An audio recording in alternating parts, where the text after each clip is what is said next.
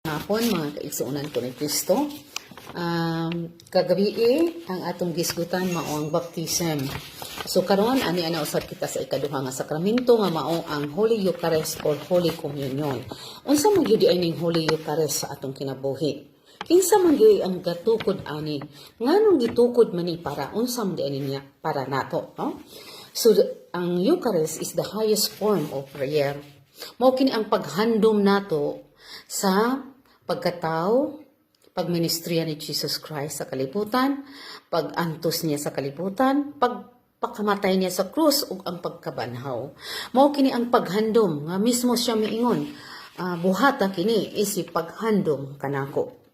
So usa-usab kini ka channel of all graces, no? Ug dinha nato makuha ang tanan natong mga kusog, no, pagsagubang ning kalibutana, no, sa atong kinabuhi. Diha ta makakuha kusog sa atong pagtuo ngadto sa Dios, no? O usa-usab kini, mao usab kini ang Last Supper nga gi-institute ni Jesus Christ during si Jesus Kristo diri pa sa kalibutan, no? Niingon siya, ang mukaon sa kong lawas ug moinom sa kong dugo makabaton sa kinabuhing walay katapusan. So promise sa Ginoo.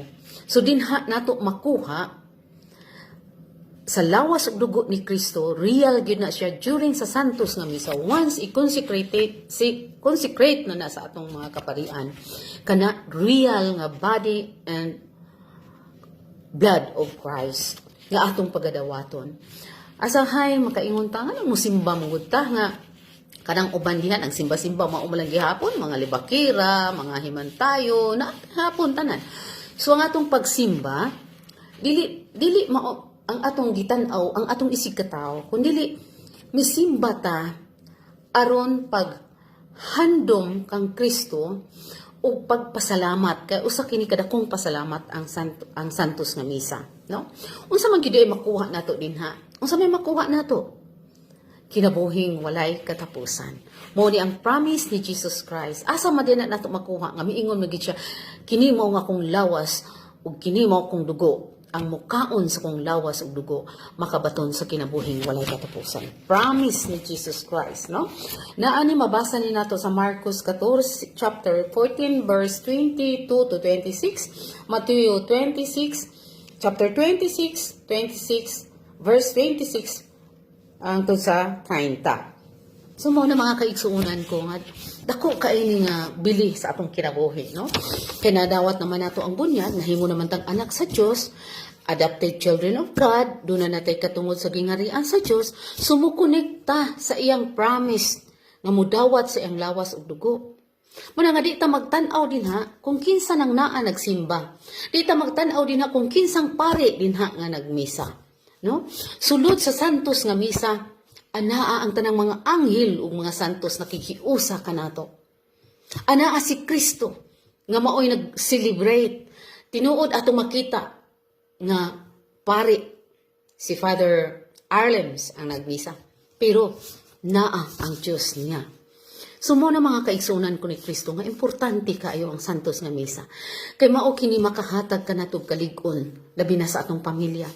Kung mahitabo man nga kita ang atong bana, atong mga anak dili pa mo simba, kitay mo una. Ato lang silang imbitahon, no? Manimbata. Ug dili gihapon sila mosunod. Padayon si mong pagsimba. Hangtod nga ang Dios, ang grasya nga makuha nato, mokunik sa atong tibuok pamilya. Hangtod nga ang Dios mao nay mudala kanila nga nasa simbahan. Mabito na nga dako kay nang sala sa Holy Spirit nga moingon ta, da sige ra man simba pero maura man gihapon, libakira man gihapon. Asa ta nakasala? Sa Holy Spirit, kay ang Holy Spirit maoy nagdala niya pag-attend sa santos nga misa, pero tungod sa iyang pagkatao naa pa siya sala.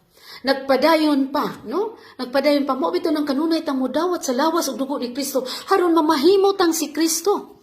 No, Kristo mamahimo ta na atay image ni Jesus Christ ang pagtuo nato ang atong pagsalig sa Dios. No? Bisan pa man og unsay mahitabo sa atong kinabuhi.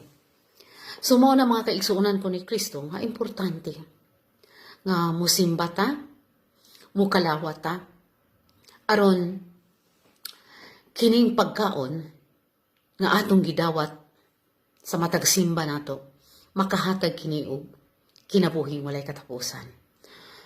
So, kining Holy Eucharist, taas jud ka ini, no? Kung maghatag mi anig seminar, 1 hour and 30 minutes. Pero mahog lang ni siya mga 8 minutes. Ang ako lang importante kaayo nga kini siya real jud ni siya nga lawas og dugo ni Kristo, no? Tinuod jud na siya, dili na siya simbolo lang, no? Once nga ma-consecrate na diha sa santos nga misa, real na siya nga lawas og dugo ni Kristo. Mao nga inig dawat nato atong mong konsensya ta no sa atong kaugalingon atong eksaminon kung unsa atong nahimong mga sala. Pagdawat nato nga ato jud siyang dawaton nga inigkaon nato, ato yung tan-awon nga dunay mahabilin. Nga naabay mga small particles na habilin. Kay kung nay nahabilin unya mo ana day iana day nato ang atong kamot, unsay mahitabo? Mayatakan ang lawas ug dugo ni Kristo.